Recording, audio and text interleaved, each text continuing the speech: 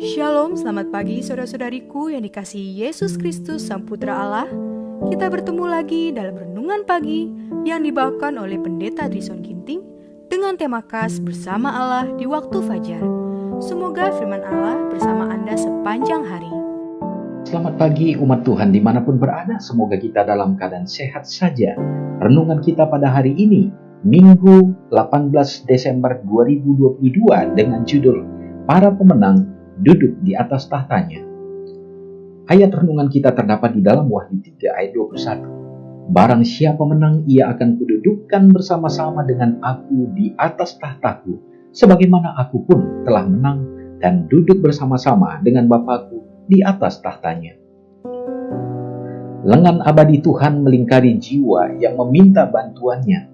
Betapapun lemahnya jiwa itu, hal-hal yang berharga dari perbukitan akan binasa. Tetapi jiwa-jiwa yang hidup untuk Tuhan, yang tidak tergerak oleh kecaman, tidak juga oleh karena tepuk tangan, akan tinggal selamanya bersamanya. Kota Tuhan akan membuka gerbang emasnya untuk menerima dia yang belajar selama di bumi untuk bersandar pada Tuhan, untuk mendapat bimbingan dan kebijaksanaan, untuk kenyamanan dan harapan di tengah kehilangan dan penderitaan. Nyanyian malaikat akan menyambutnya di sana, dan baginya pohon kehidupan akan menghasilkan buahnya. Peringatan tentang hidup Anda akan tertulis dalam buku catatan, dan jika engkau akhirnya menjadi seorang pemenang, akan ada jiwa-jiwa yang diselamatkan melalui upaya Anda dengan penyangkalan diri, perkataan yang baik, dan kehidupan Kristen yang konsisten.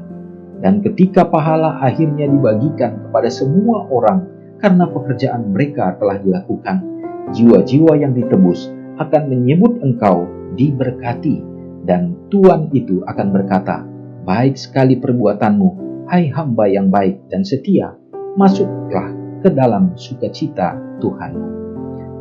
Mereka akan menjadi imam-imam Allah dan Kristus, dan akan memerintah bersama-sama dengan dia 1000 tahun lamanya. Dengan bersekutu bersama Kristus, mereka menghakimi orang-orang fasik, membandingkan tindakan-tindakan atau perbuatan-perbuatan mereka dengan buku peraturan Alkitab, dan memutuskan setiap kasus sesuai dengan perbuatan-perbuatan yang telah dilakukan oleh seseorang. Sesudah orang-orang suci diubahkan kepada keadaan yang tidak akan binasa dan diangkat bersama-sama dengan Yesus setelah mereka menerima kecapi mereka, jubah mereka, dan mahkota mereka, serta masuk ke kota itu, barulah Yesus dan orang-orang suci itu duduk dalam penghakiman. Saudaraku yang terkasih, sungguh luar biasa renungan kita pada saat ini. Dan tentunya ini adalah merupakan satu hal yang kita dambakan. Pada saat Tuhan katakan bahwa janganlah kamu menghakimi, maka itu benar-benar nyata. Karena Tuhan sedang mempersiapkan saat dan waktu untuk umat-umatnya dapat menghakimi. Dalam arti, pada saat di dunia ini, biarlah kita tunduk di dalam tuntunan Tuhan. Kita melakukan kewajiban kita melakukan apa yang Tuhan perintahkan. Karena saat inilah kita sedang belajar untuk dibentuk dan disempurnakan oleh Tuhan. Tetapi pada saat kedatangannya, maka dia akan menyempurnakan kita. Dan dia akan mengangkat kita untuk masuk ke dalam kerajaannya. 1000 tahun umat-umatnya akan menjadi hakim bagi semua penduduk dunia ini, bahkan bagi dirinya sendiri. Kelayakan dan ketidaklayakan umat-umat Tuhan akan terlihat di sana, sehingga umat-umatnya akan melihat dan menyaksikan bagaimana adilnya Allah itu. Biarlah kesempurnaan tabiat kita semakin indah di hadapan Tuhan, sehingga kita akan layak untuk mewarisi kerajaan itu. Mari kita sama-sama berdoa. Allah pengasih yang bertahta di dalam kerajaan sorga, kami memuji dan memuliakan Engkau ya Tuhan. Sangat indah pekabaran firman-Mu menguatkan kami di pagi hari ini. Seperti kehidupan yang baru yang Engkau berikan. Kami yakin dan percaya, janji Tuhan juga akan nyata, bahwa akan ada kehidupan abadi, kehidupan yang kekal yang Engkau akan nyatakan. Bahkan ya Tuhan, kami bersyukur oleh karena kami hidup di dunia ini menjadi satu tempat kami akan dibentuk untuk semakin sempurna, layak sebagai anak-anak Tuhan dalam memiliki tabiat dan karakter Yesus. Dan biarlah kami hidup di dalam kerendahan hati, sehingga kami akan merelakan diri kami untuk mengikuti apa yang Engkau perintahkan.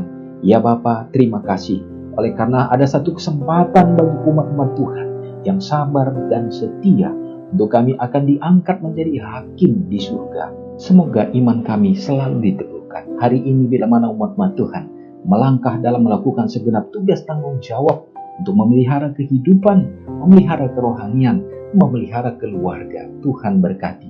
Dalam usaha tangan yang dilakukan umat-Mu, bukakanlah tingkap langit, tercurah berkat yang berkelimpahan. Sukacita damai Tuhan akan hidup di tengah kehidupan keluarga melalui kehadiran Tuhan. Peliharakanlah kiranya anak-anak kami ya Bapa, dalam pertumbuhan, di dalam perkembangan, baik secara mental, fisik, dan rohani mereka, seimbang di dalam kebenaran. Demikian juga ya Bapa, bagi umat-umat-Mu yang sakit pada hari ini, biarlah Tuhan juga akan memberikan pemulihan dan kesembuhan. Dan melalui kuasa-Mu, mereka dapat memuji memuliakan Tuhan. Oh Bapa yang baik, teringat bagi saudara kami yang masih berada di tengah dampak oleh karena bencana alam. Biarlah Engkau yang akan menjadi penolong bagi mereka, supaya keadaan mereka kembali dipulihkan.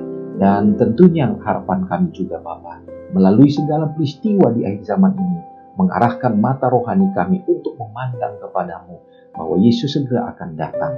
Terpujilah Engkau untuk segenap kasih-Mu di sepanjang hari ini. Mohon ampun dosa kami Tuhan, karena doa ini hamba serahkan di dalam nama Yesus yang sudah menjadi juru selamat kami. Amin.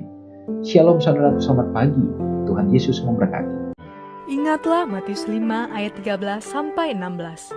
Biarlah kamu menjadi garam yang mengasinkan dan terang yang menyinari kehidupan orang lain. Jangan lupa subscribe, like, dan share ke seluruh dunia.